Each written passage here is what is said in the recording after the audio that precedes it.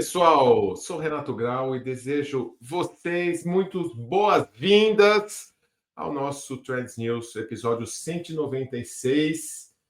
E como pano de fundo, Phygital Now. O mundo é digital, físico e digital. Estou aqui com meus queridos co-hosts, Nai Correia, Paulo Muniz, Marcel Nobre, meio fora de fuso.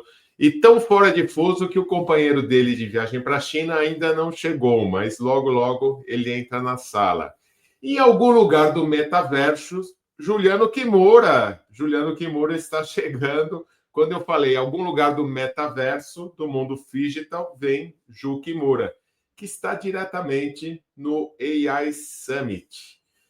Bom, galera, antes de começar o episódio de hoje, eu convido vocês a clicarem no sininho, compartilharem nosso projeto, fazerem parte das nossas comunidades, que nossos co-hosts trazem conteúdos e nossa comunidade também, a gente troca muito de ideias, e esse conceito do mundo digital, ele permanece depois dos nossos, do que a gente traz daqui para vocês, né? E o episódio de hoje, ele linka bastante coisa, né?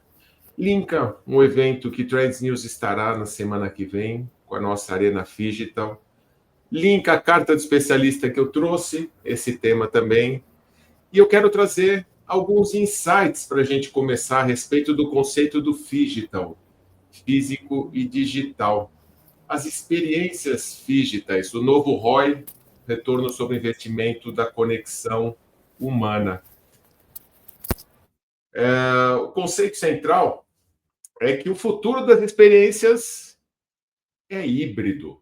Ele é digital, é físico e digital. E aí entra toda a tecnologia do digital e entra a emoção. Talvez o ROI, o retorno sobre investimento, passa a ser ROI, retorno sobre emoção. A experiência digital transforma o evento no organismo vivo, onde o físico e o digital coexistem e vão se retroalimentando. E a gente fez essa primeira experiência lá no Rectal, na casa da vovó, aquela casa centenária. Foi uma experiência incrível que a gente conectou o físico, o mundo, a gente conectou o passado ao presente, porque naquela casa centenária a gente trouxe em torno de 30 sessões de gravação em 3 dias, trazendo muitas coisas de futuro, lógico, mas sempre colocando o ser humano ao centro. E o valor da presença? Estudos de Stanford e do MIT trazem que as interações presenciais geram até 30% mais empatia e 10 vezes mais confiança do que aquelas mediadas na tela. O corpo não deixa de ser um sensor, mas um sensor social. Ele traduz emoção e energia e transforma conteúdo em comunidade. E aí a gente fala também, não é só o mundo físico, né? O mundo digital, ele amplifica o real, ele transforma aquele instante que a gente está vivendo numa continuidade e promove um ecossistema. Outras estatísticas, conteúdos nascidos de experiências presenciais, os conteúdos que estão lá no mundo digital, tem 4,3 vezes mais engajamento e 3 vezes mais retenção. Ou seja, quem está consumindo conteúdo no mundo digital, ele está com aquela vontade de ter participado do mundo físico. E aí se torna muito importante a curadoria dentro desse mundo cheio de fake news e conteúdos ruins, para que a gente consiga colocar valor nessas relações entre a nossa e as outras comunidades. Então, a gente começou o Arena Phygital no Rectal. A gente, no dia 1º e 2 do mês, lá no São Paulo Expo, na Imigrantes, em São Paulo, a gente fez o Healthcare Innovation Show, o Medical Growth Summit da Rocket Base, e aí a gente fez tudo para médicos, profissionais da saúde, e a gente vai agora novamente olhar para esse ecossistema da saúde semana que vem, trazer muita coisa legal na FISWeek, no Fórum de Inovação Saúde, de 5 a 7, quarta a sexta da semana que vem. Quem estiver pelo Rio de Janeiro e não tiver o passaporte, é só entrar em contato nas nossas comunidades e você vai ganhar isenção de 100% no valor do passaporte para estar lá na nossa Arena Phygital. Na carta do especialista, eu sempre provoco algumas reflexões adicionais. E aí eu fiquei pensando, né? Poxa, tanta coisa legal, a gente conectou o passado ao futuro no Hacktown. E se a gente viajasse mais ainda para o passado? E se no Coliseu, naquela arena, a gente tivesse streaming ao vivo? A gente poderia reviver o que aconteceu com emoção, não só com informação. Muitas coisas bizarras aconteciam lá, mas a gente estaria vivendo hoje, remotamente, a realidade do que foi aquela época. Seria uma arqueologia de experiência. O filósofo polonês Bauman fala que a gente vive um tempo líquido, que o agora pode ser revisitado e o antes reprogramado. Isso ele falou no final do século passado. E a gente conectando os mundos físico e digital, a gente realmente passa a viver um tempo líquido. E eu vou chamar aqui a Paty nos bastidores para compartilhar um videozinho que me surpreendeu bastante. E vocês vão ver um pouquinho desse mundo digital, do que está acontecendo. Roda, Paty! Olá, muito prazer. Me chamo Inês Quintana, sou psiquiatra, trabalho no Departamento de Psiquiatria da Universidade Federal de São Paulo, onde sou chefe de pesquisa do grupo de transtorno de personalidade Unborder. Mas afinal, o que significa Unborder? O nome vem da sigla de Ambulatório de Transtornos da Personalidade, um centro de tratamento especializado e referência no tema, localizado em São Paulo, no bairro Vila Clementino, e vinculado à Unifesp, no qual venho me especializando em transtorno de personalidade borderline nos últimos anos. E hoje venho falar com vocês sobre inteligência artificial e a minha vida. Para isso vou contar um pouco da minha trajetória. Nasci em Porto Alegre, mas me considero pelotense. Para quem não sabe, terra do doce. Foi lá que cresci, passei minha adolescência, fiz amigos para a vida. Entrei no curso de medicina e, na sequência, na residência de psiquiatria. Aos 27 anos, vim para São Paulo para fazer mestrado no Departamento de Psiquiatria da Universidade Federal de São Paulo. Meu tema foi Tradução e Testes Psicométricos do CIDI, o Compositive International Diagnostic Interview da OMS. O CIDI é um questionário que pode ser aplicado por leigos após treinamento que faz diagnósticos psiquiátricos, muito utilizado em estudos epidemiológicos. Com o doutor professor Cláudio Miranda como orientador e doutor professor Sérgio Andreoli como co-orientador, na sequência já entrei no doutorado trabalhando com a validação do CIDI com o Sérgio de orientador. Foi uma época de muitas viagens para diferentes lugares, rendendo muitas experiências. Até para Moçambique fui treinar equipe de pesquisa. Eita, época boa! Completado a carreira acadêmica formal, fui liberada para casar. Pois bem, defendi doutorado em abril de 2005, casei em maio e engravidei em agosto. Promessa mantida, tchê! Foi um momento de muita prosperidade científica, de participar em diferentes pesquisas, como o estudo de estresse pós-traumático no Rio de Janeiro e São Paulo. Desenvolvemos outro estudo que avaliou a prevalência de transtorno psiquiátrico em presos no estado de São Paulo. Vinha em uma crescente de produção, ministrando aulas na universidade e em congressos. Estava tudo correndo conforme planejado.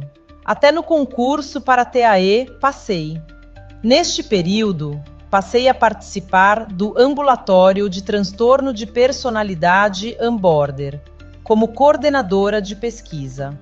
Há alguns anos, venho me dedicando ao estudo de transtorno de personalidade, mais especificamente transtorno borderline. Após um congresso em Los Angeles sobre transtorno de personalidade e TFP, um tratamento específico para o diagnóstico, conheci um dos papas no assunto, John Cracking, que resolveu nos apadrinhar, ajudando a desenvolver nosso projeto. Com todo este acesso, iniciamos em 2019 um estudo de segmento com duração de 3 anos de pacientes com transtorno borderline no Onboarder.